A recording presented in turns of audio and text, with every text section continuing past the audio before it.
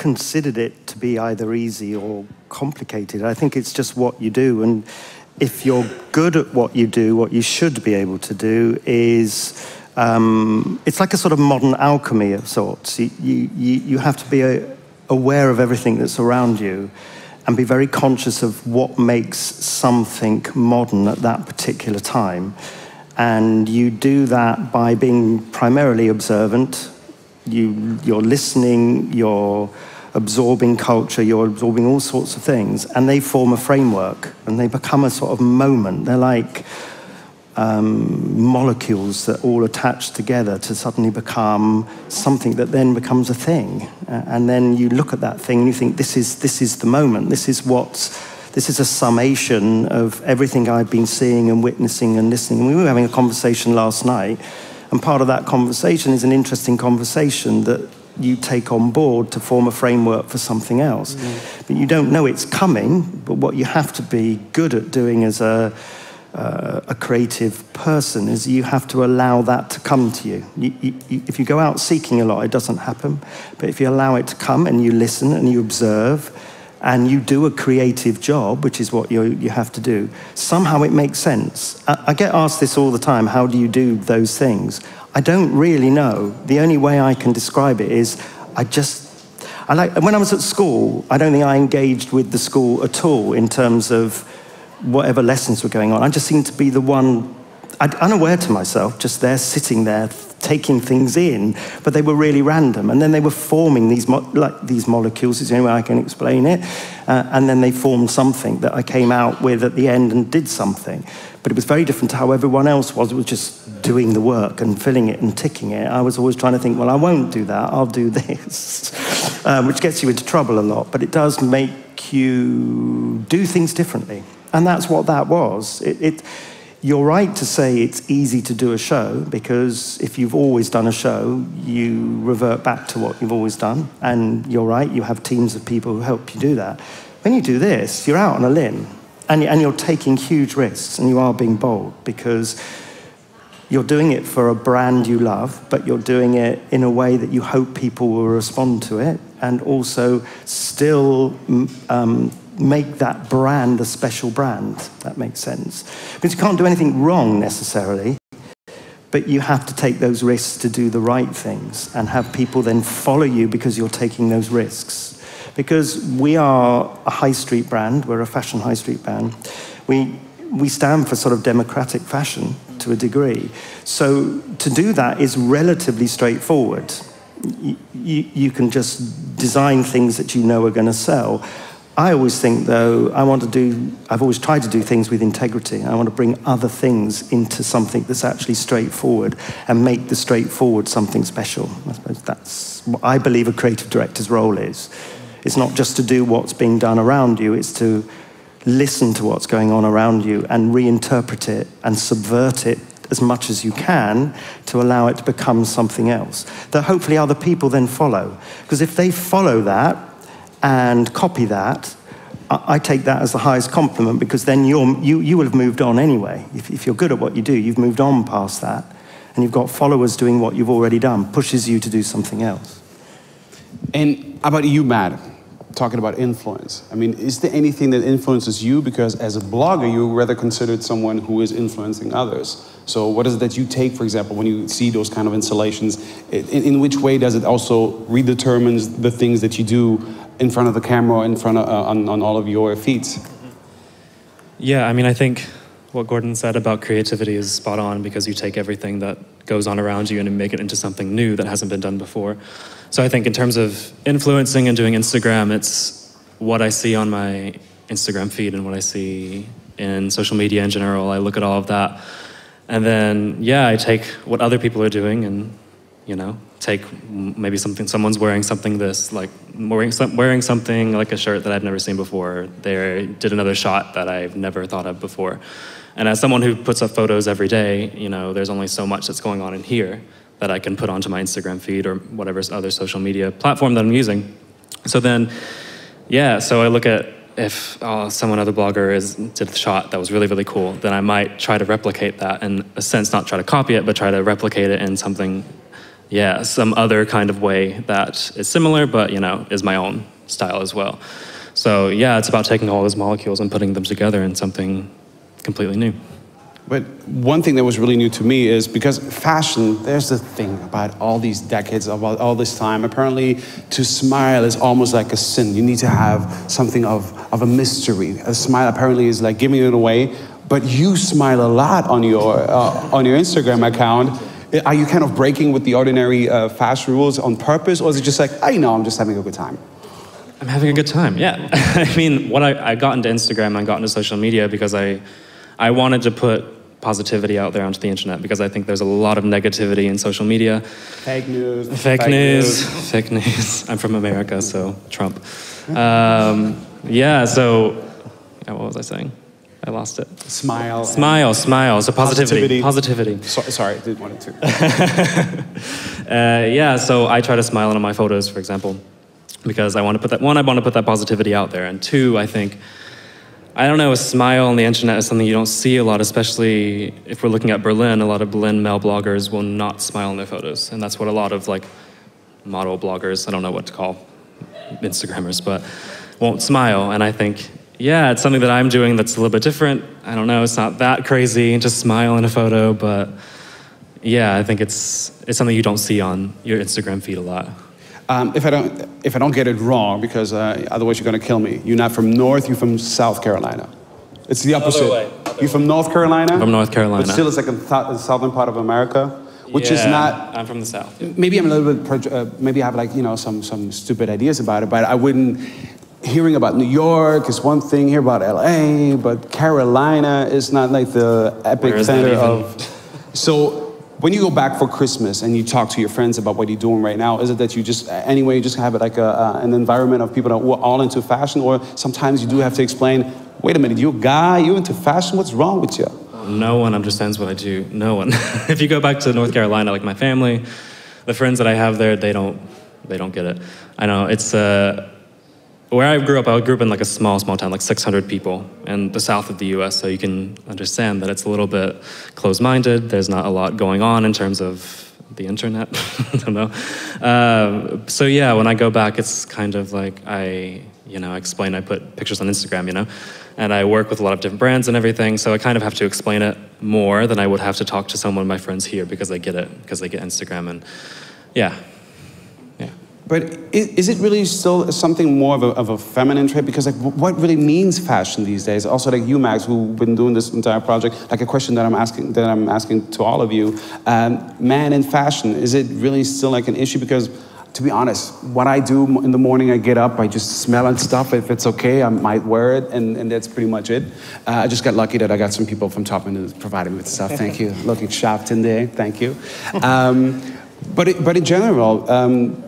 As I said, I'm very surprised. I always thought, like, for the last few years, when it came to the bread and butter, when it comes to, especially to Fashion Week here in Berlin, it was really more like of a female thing. But apparently, men are becoming stronger and stronger. Also, like male bloggers. So, are we finally over it, or what does it, in general, mean? What does it signify to be man anyway in these days? I think a lot of it. Sorry, you go. I think a lot of it just filters through. So. There was, you know, the metrosexual trend, for example, blossomed like massively, and it's over, isn't it? But I can't. Yeah, I'm convinced we're post that now. But it was all still trickled down to everyone. So then, also a lot of advertising is now based on male, sort of skincare, for example. So all these lines produced effeminate lines, which then were about masculine health and masculine fashion and masculine stuff. And perhaps that's why. But I mean, I'm not. I mean, you probably know more about this, Gordon, than me. I don't know. I kind of forgotten the question. Yeah, I've just done that thing at school again. I've kind of gone off into like another world. What was the question? Just like what it means to be a man these days, anyway, because this is like the general topic that we have, and especially when it comes to fashion. Do you know what? I think there's just... I mean, if you go back in time, if you do any historical research in terms of fashion, men have always had an interest in clothes. They have, you know, that stereotypical peacock. You know, they are the ones that like to have been looked at. I think we just went through a period of where masculinity in some respects, in terms of youth culture way back in the 60s, 70s, stroke 80s, that primarily was sort of dressing up, that kind of view that if you wanted to wear clothes, you contained that within like a dressing up kind of thing. If you look at Bowie, you look at stage performers, and I think they were the people that guided you, but in real life, you were less likely to be able to wear those kind of clothes because they were out there. They were like something you aspired to want to wear, but perhaps didn't. Either in the 60s and then the 70s and 80s, it kind of progressed a little bit more to the point now that I think there's so much more accessible fashion that in terms of clothing now, I think men are seeking an identity still. I think there was a formula to fashion 5-10 years ago where everyone had to wear everything that was exactly the same. I think now what a company should be good at doing is providing the right fashion, but providing a fashion sort of toolbox that allows people to dress themselves and then have their own fashion identity from that. And what a brand like Topman is doing, I would hope, is it's providing those tools, it's providing those fashion tools, but what it's not trying to say anymore, that it would have done in the past, that this is what you have to wear. It's saying, these are the things you should and could wear, and what we're trying to do within the brand is that you then go and put your own slant on that. And so I think it's now just reached that pinnacle where I think a lot of what we sell is body-conscious clothing, which we never did before. I think we talked about this a little bit last night, how if there's nothing else you can do in terms of affording clothes, a lot of it's just putting the time and energy into yourself, into your body, into how you look, because it's a self-expression. It's saying, look, I'm fit, I'm healthy, I look really good. To a point where clothes are almost secondary, because it's then the clothes have to look good on a certain body. So it's a huge dialogue, it's a huge conversation. You could sit up here for hours and talk, but I think that's what's happening now, is that it's acceptable to like fashion and to enjoy fashion and to look the very best you can as a man. And you have the toolbox to do it. That would be how I would describe it. In some way, not that I'm really asking specifically for it, because sometimes it really feels like whenever as a man you approach any fashion item that is primarily really considered like a female item, it's supposed to be a fetish. Once a girl or a woman wears anything worn by a man, it's like it's confident, it's she's wearing a boyfriend pair of jeans, boyfriend jackets, all these kind of things. Is it that really that this kind of like fashion discrimination so far, is it rather something that always came from men themselves, or is it really rather women that just wanted to keep the good stuff for themselves? What is it? Because there used to be a skirt by Jean-Paul Gaultier already back in the 80s, not to be confused with the Kilt from the Scotsman, all of these kind of things. So it's not a brand new thing that men will try something out, but who are these people? Who are they? That's what DJ Khaled would ask, like who would forbid us just to wear whatever we want to wear, really. I'm not sure I do. Again, I've gone off on one, haven't I?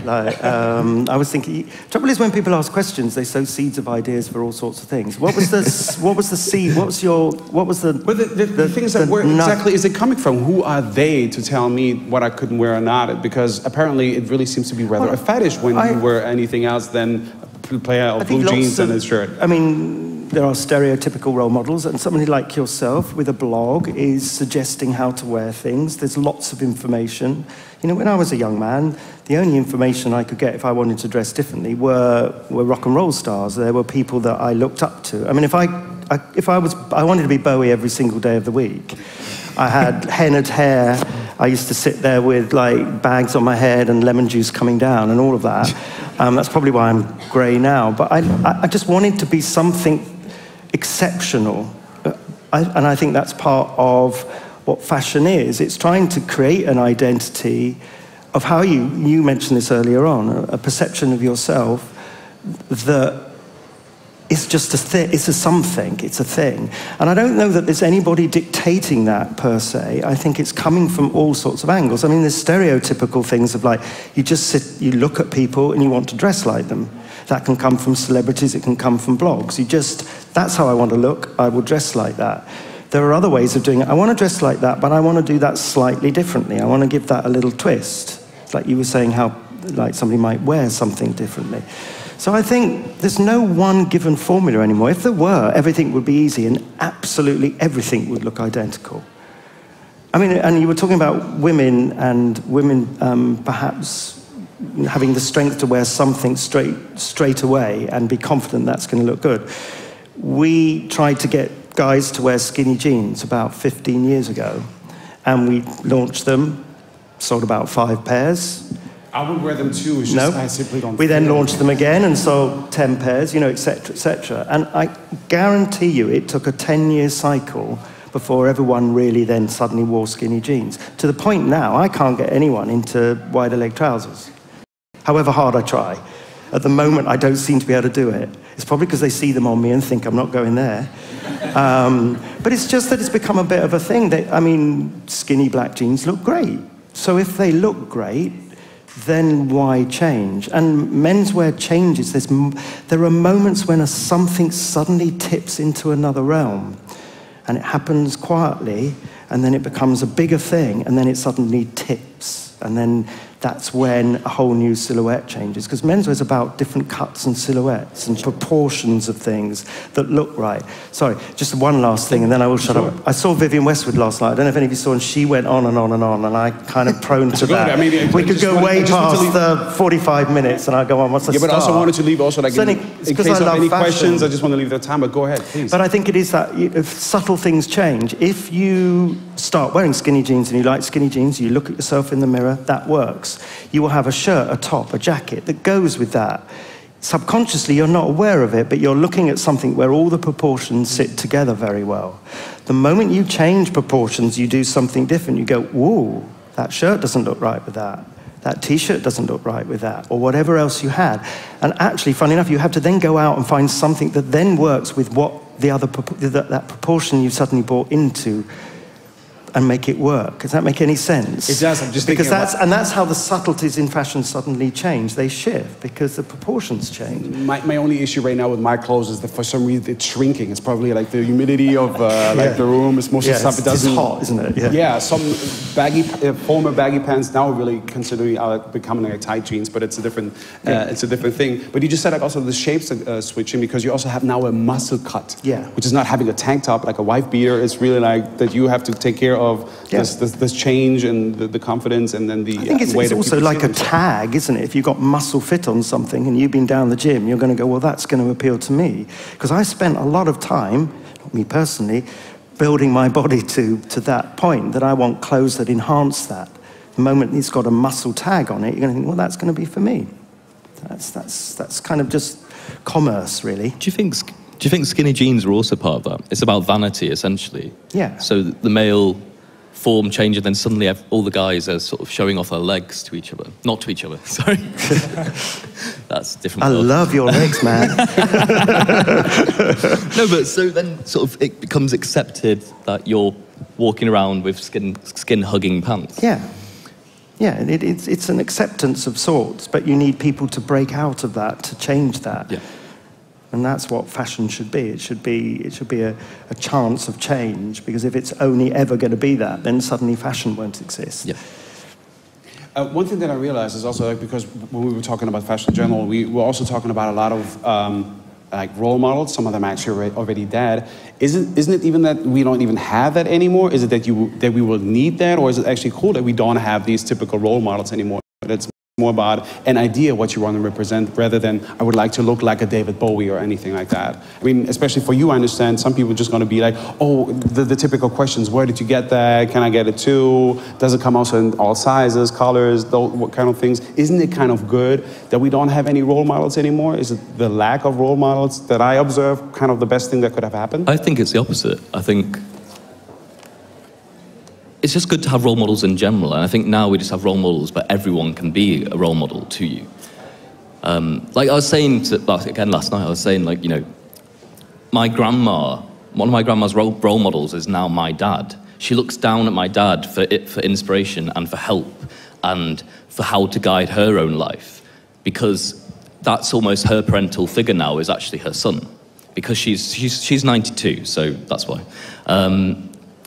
And I think actually we just have role models all around us constantly. And because all the barriers are broken down with the internet, we actually, it doesn't matter if they're an 18-year-old in Australia or a 65-year-old in LA or who's that one? Lily, anyway, it doesn't matter. North Carolina, let's not forget North Carolina. But you know, no matter where they are in the world, it's about you find inspiration from whatever they're doing. And that's what you look up to. And ultimately, role models have two roles. They are to sort of almost look after you and guide you, ideally, but also it's about inspiration. And I think, you know, if you're looking at someone who's 16 but has managed to do this crazy thing in their life, and you sort of get inspiration from them, and also they give you advice at the same time, whether that's through the form of a blog or through whatever they're doing, or music, that's what a role model to me should be about. So what is it for you then? Have you observed anything already here at the Bread and Butter? You were like, well, you know, next blog's going to be about that little kid or that old guy, whoever. Yeah, well, I just got here today, so did I inspire you with what I'm wearing? You inspire me all the time. Thank you. That's what I wanted to hear. Yeah, no, I think when you talk about the internet and social media, I think role models have become almost commonplace more than they might have been before. So you don't have like David Bowie or like presidents or, you know, like really, I don't know, famous people who are your role models. Imagine you with a red tie till you're almost like to the knees. That's what I was just like realizing. No. Yeah, so I think role models have become commonplace, which I think is great. When you look on like your Instagram feed and then you see this, you know, 16-year-old who's got like 6 million followers and they're doing this really cool thing that you've never thought of before. And I think with the rise of social media, you see more people being more creative because they have these avenues that suddenly weren't there before. So it's like this, I think we're living in a really great age where you have more creativity pumping out into the world than ever before. More creativity that you can see and that you can feel right on your phone. Like you can pull out your phone and be inspired right away. You just open your app and then you have inspiration right in front of you if you're looking for it. So yeah, I mean, I think it's great that you have role models everywhere, like right on your phone. But if you have so many role models, like if everyone is a leader, is it really that there are leaders, or is it, again, coming back to the point? I think the thing is, though, if you have too much information, you do need some assimilation of that. You need some conduit with which you can follow. If you've got too much information, it's just very, very bewildering. And going back to like a creative director's role and talking about the fact you have to be aware of all these things, it can be overwhelming. Because I mean, even when it has been more straightforward, it's very easy to kind of, seeing the wood for the trees, all those cliches and things, is that you can find that path. But when there's a lot of information to assimilate, that's when it gets really tricky as a job, because you don't want to take the wrong thread and pursue that, because it's a dangerous place to go. And it can make a certain compromise happen. And if you end up with compromise, you end up with nothing. So it's learning that skill of finding that follower, leader. I mean, a leader can be an idea to me. It doesn't have to be a physical form. It doesn't have to be human. A lead of something can be an exhibition, a conversation, like what we were talking about before. I think if it becomes human and it becomes a personality, again, one might like that person for a while, but that person can do something that then you feel like, oh, that's not for me, and you do a backtrack and you do something else. I think it's a hard thing to explain, but it's following what you're about rather than, it's finding what you're about through other people and other information and building your own sense of identity. And if people follow you, they follow you. If they don't, they don't. I mean, I don't have any of the, I know it's because probably I am older, but I've never wanted that, I've never had any of that. The worst thing I could think is if people followed me, personally. I don't know why they would. Do you know what I mean? I like doing what I do, and if it resonates with anybody, that's great. I don't need somebody to, sorry, that's not a condemnation of any of it, because I think it's absolutely brilliant. I just find it really weird to have people like things and go, I love that with a heart and things. I just find that strange, because I don't know, just find that strange. I'm going off on one, but that is a bit weird. So I don't have any of that. As our time pretty much like runs out, what I realize is that Topman currently it doesn't just have one line or just one idea presenting. Currently you have 4 of them. Is it that what we're going to see tonight at the show then? Well, no, what we actually have, you're right, is that talking about fashion being democratic, what we have to try and do as a brand is provide that fashion toolbox. And the way you can do that is by assimilating everything you need to do that makes a trend, formulating a trend that is a sort of story. A trend is a story, it's a thing, it has an entity. And that allows you, with all the teams that you have from buyers, merchandisers, and designers, to create something for that entity. If you don't, it's like a book, you need a beginning, middle, and end. Like a poem, I would imagine, and like an Instagram thing. You need something to then create it. So it's almost like an information box. A trend is like an information box that allows us to create something. And what we have to do is create 3 or 4 things because we have a broad audience. And within the trends that we have, if we have like 4 trends a season, we have smart trends because smart clothing has a slightly different pace to it than casual. And you create these trends. And tonight what we're going to see is really a combination of a lot of those trends in one show. And it's the product that Zalando have bought, and it's a see it, buy it show. So it's really exciting. And we rehearsed it this afternoon, it looks amazing. And Max's poem is part of that with an introductory film, so it all gels together really well. So what you'll see is modern masculinity from a Topman point of view. And you're just going to be an observer, or you're going to be part of the show? Because that would be the best way of creating pictures, images. I'm handling the Topman Instagram, so we'll see it there. Okay, let's see about that. So as time just ran out, like in the end, of course, I'd like to invite you if you have any further questions or annotation that you would like to bring in. No, you actually out because you're British, no, because you're friends. Anyone? Oh, over there? Do we have a microphone? Great. Hi. Yeah, I was just wondering what your thoughts were on, since we're talking about modern masculinity, I suppose my point is, I remember once I was on the London Underground and I saw an advert for a L'Oreal face cream. And it had a picture Male or female? It was male. All right. And it had, Hugh Laurie and, because you're worth it and everything. But the caption said, you think you look distinguished, she thinks you look tired. That's exactly what we talked about yesterday. And if I may add to it, it is indeed that's indeed the thing that we just discussed yesterday. Like a woman, for example, you have to tell, like, you're beautiful using this cream. For a guy, it's like, you look totally messed up. I'm fine, I'm a man. But you look tired. It's like, what? Can I just say something weird? I use that cream. So do I look distinguished or tired? Or a combination of both, probably. But I didn't buy it for either of that. I just thought, oh, you know what? It's cream, might do me good. But I bought it.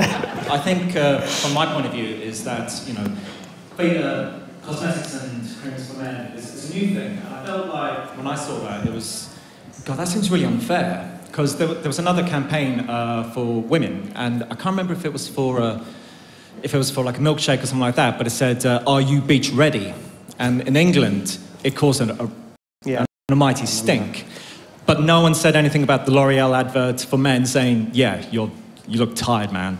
And so, yeah, I was just kind of wondering what your thoughts were, and, just... I think that's Doesn't tired also be like beach ready, kind of? Do you think maybe there's more give with men? Because a lot of the accepted ideals of masculinity are sort of the Roger Moore-esque, sort of tired, more weathered man who's had experience, perhaps. And perhaps that's why we allow it, whereas it's not demonization in a grand scale.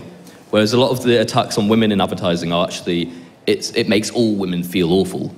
Whereas the attacks on that man for that campaign, perhaps, like, I'm not going to care if I see it. I'm not going to look and think, oh, I look tired. It's going to be a very small section. And perhaps that's the difference. Is a blanket shame versus a specific shame. But you are right.